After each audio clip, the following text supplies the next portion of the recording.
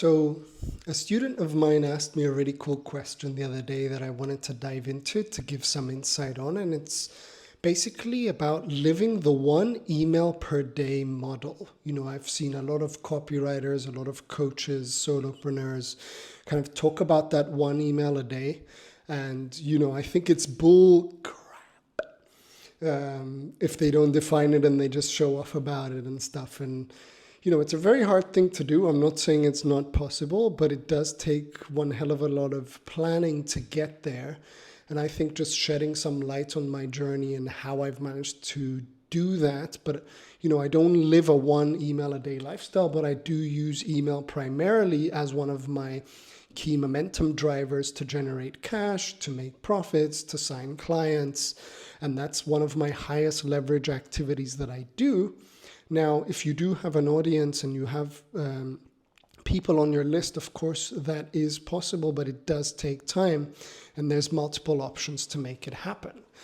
Now, the way that I did it is growing an audience to 40,000 people on LinkedIn was one of the key fundamentals that led to this lifestyle, because what I was doing, and I wish I did it early on, is get people on the list. So I wish I started sooner. But what I did was I started creating little lead magnets to get signals from the audience that showed me exactly what they were interested in. So as a business and marketing coach, I started creating these little lead magnets before I even started writing a single email. And some of them were like templates that helped me generate revenue. Others were like how to sign high ticket clients in the DMs, or how to optimize your profile. I had roughly about 12 lead magnets, which was, I think that was overkill, but I would rotate them and put them on the bottom of my posts with auto plugs on LinkedIn and Twitter, on stories on Instagram. So everywhere I was, I would get people to get a lead magnet in exchange for their email. And over time, those were like on steroids, because people love the freebies. People love getting a little taste of your universe for free to see what you're up to. And on rotation, I figured out that in my world, people were more interested on the writing side. So I kind of got rid of or dissolved the other lead magnets and doubled down on making other small ones that had to do with content that didn't give away all the sauce. And then I would bury little customer offers for $10, for $20, for $100, maybe a power hour or clarity call inside to do that together. And all of a sudden my list was growing, so I got to like 500 or so from zero, and I didn't write a single email. And that's where I wish I did start writing it.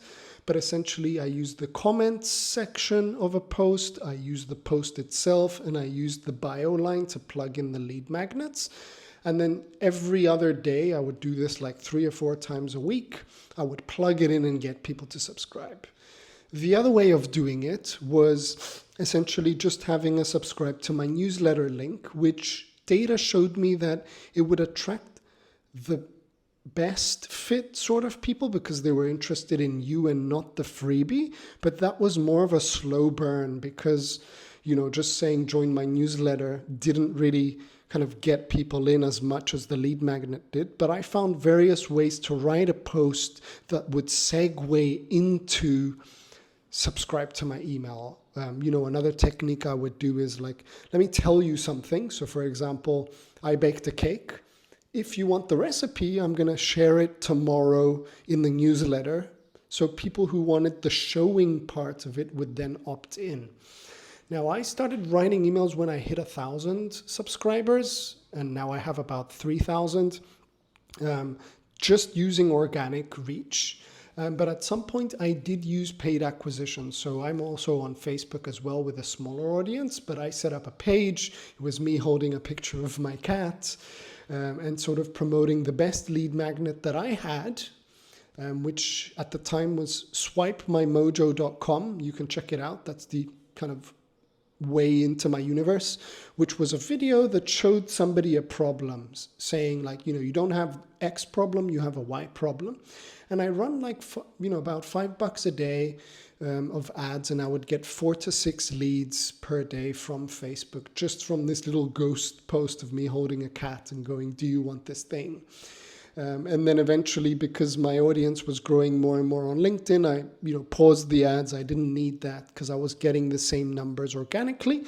But paid acquisition is also an option if you're not so fussed about the content game.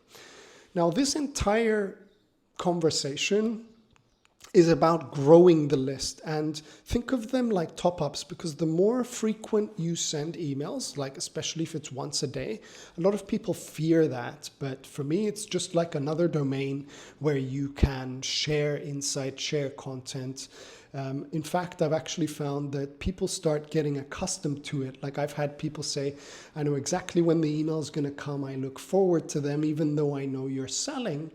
And the ones who unsubscribe, that's fine. But we have to find ways to top it up. That's why I use all social media platforms to get people into the list. So I make 2 offers every day. 1 is from social to get on my list. And 2, when you're on the list, I make you an offer and I also give you insights as well. So whether you choose to buy the offer or not, obviously, like 1% of your audience will convert, or, more, depending on how you've optimized it.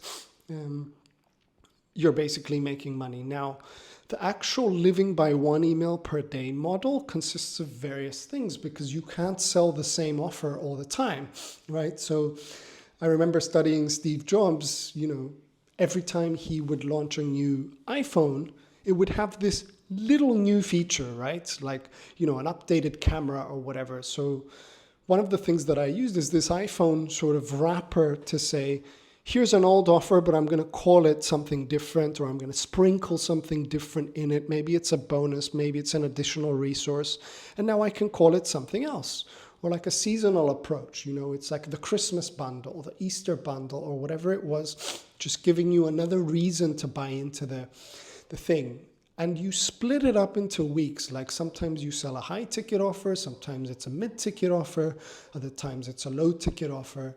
And when you've got nothing to sell, you can have something I call like a super signature, where you can say, here's 3 ways that I can help you, that has multiple offers. But giving people too much actually results, in my experience, from them buying less of what you have. Like I like a raw, ugly link for a product that I'm selling on the bottom of my email, or getting them to hit reply to get some details for higher ticket offers. Now, the craft of this is actually being able to make an offer every day.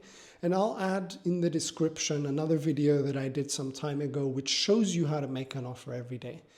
But the more the list grows, it's like you're on steroids, right? The more it grows, the more money you can make by sending an email a day. And that for me has become almost like an email sales machine of some sort. So I just funnel people in, I write an email, I have deadlines, I increase real scarcity and urgency and give people a reason to buy now. And obviously it's in the works. I'm planning to do this long term, keep topping up, keep using my socials to bring people into the list. And the goal is in 2 to 3, maybe 5 years, be able to fully just live on a 1 email per day lifestyle. So I hope that's sort of useful for you today.